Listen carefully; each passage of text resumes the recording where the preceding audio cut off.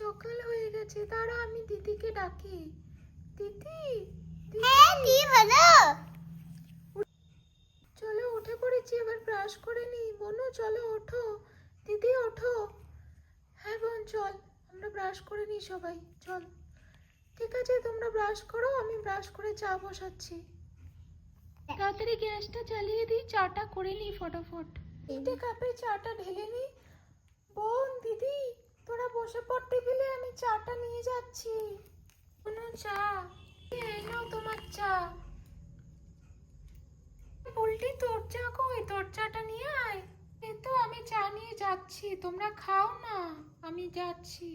এই দেখো চা নিয়ে চলে এসেছি, এবার চাটা খাও। তুই খাচ্ছি, চা খাচ্ছি, তোমরাও খাও।